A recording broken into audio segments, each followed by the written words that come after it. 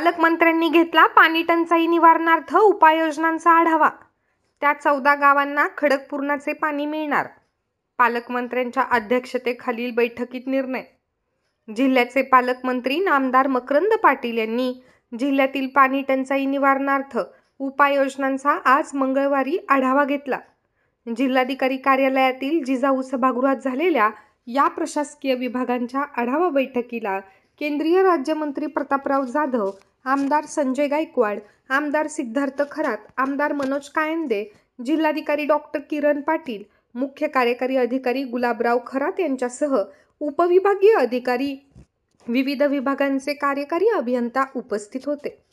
राज्य शासनाचा युवा शेतकरी पुरस्कार प्राप्त शेतकरी कैलास नागरे यांनी शेतीसाठी पाणी मिळावे यासाठी 24 मार्च रोजी आत्महत्या केली होती। या घटनेची राज्य शासनाने गंभीर दखल घेत त्या अनुषंगाने पालकमंत्री नामदार मकरंद पाटील यांनी आज जिल्हाधिकारी कार्यालयात बैठक घेतली।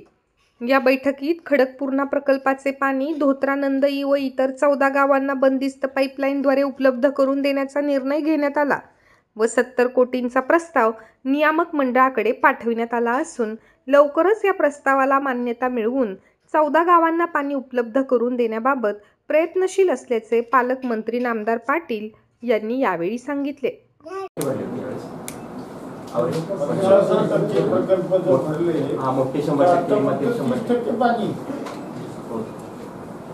रब्बी रोटेशन लाईन वापरला रब्बी रोटेशन हो बरोबर ना, मला कळतंय। आणि आता उन्हाळी हंगामाला उन्हाळी सर घेत नाही इकडे नसतो उन्हाळी हंगाम। 3 प्रकल्प आहेत।